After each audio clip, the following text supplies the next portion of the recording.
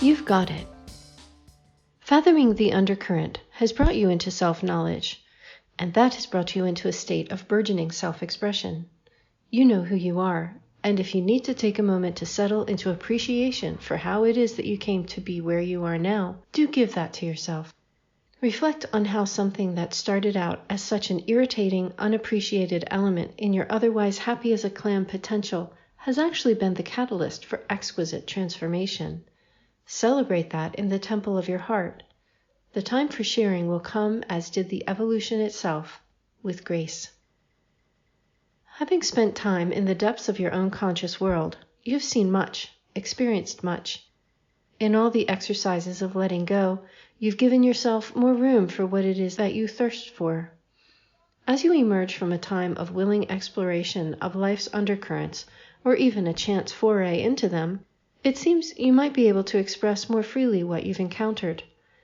It's not necessarily new knowledge, though there's always plenty of that to dive into.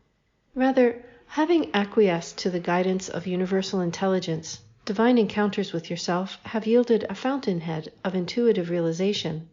You've no need, nor likely any desire, to disregard the buoyant nature of your spirit now. Letting it flow or overflow will not drain you, not any longer. You are self-contained and sturdy, yet open and in total connection with the sacred source from which the purity of your inner nature derives its self-sustaining flow. Take notice of tokens of that purity taking form in your creative endeavors. What emerges from you now is itself the form of your pure inner nature, bathed in what has no limit, no essence of anything but what always and only is. You've learned something from giving yourself into the flow. You've stepped into those formless waters from which arises a purified awareness. Has it been worth letting go of some vestiges of what was? Dip into your heart, and you'll see it just might be so. How much life can you hold? Let it flow. Be its conduit. When diving, sometimes it may be that you encounter a pearl. Some gritty, irritating presence might in fact hold exactly what it takes to stimulate the evolution of a precious, perfect expression of what you're capable of. While what is perfect may exist, what becomes perfect is more a matter of dealing with some seed, some original imperfection.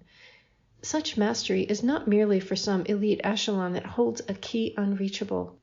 That key is yours, and if you pay attention to what is going on in your inner evolution, you'll find that you have held it all along.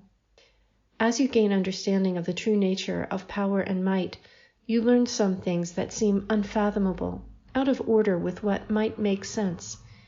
It's not unusual to find some guiding wise man to lead you to the learning. Such a one can be helpful, but in the final analysis, it's your own path to follow. Once you step into that realization, you find the teacher within. Like a grain of sand within the pearl, everything you have encountered has been present as potential for perfection to emerge from within. You stand firm as one who has defied fear and limiting belief. As you steady your gaze to fully comprehend where you are, give some thought to how you came to be there. It takes a lot of dedication, patience, and surrender to the guidance of a high teaching. What emerges is the fruit of what was in the seed. If you see the perfecting grace of love in your hand, know that it is love that got the ball rolling in the first place. You have your own way of doing things, and why not?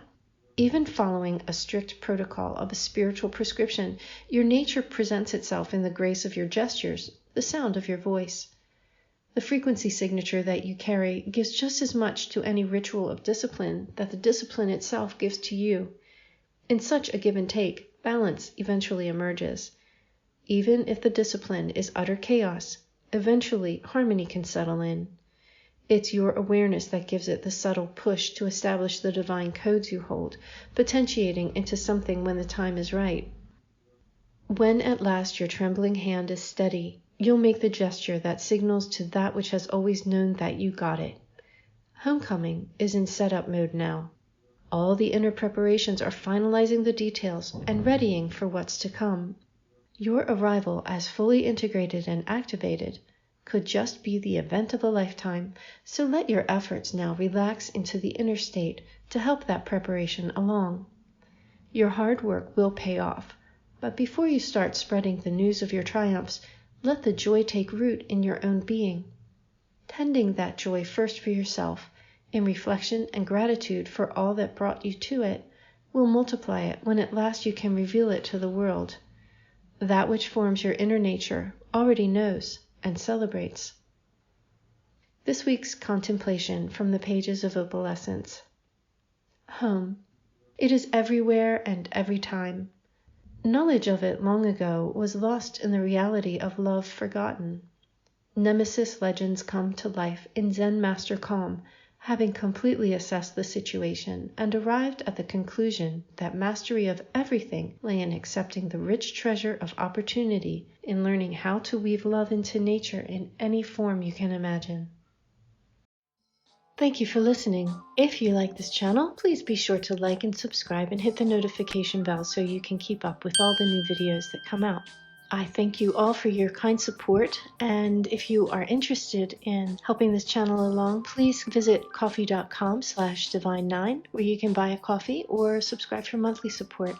Everything's greatly appreciated and helps extend the mission of the League of Light. Please visit me at ninespath.com and explore all of the books and videos and writings and drawings that the League of Light has transmitted through me, and be ready to change your world. Until next time, have a great week.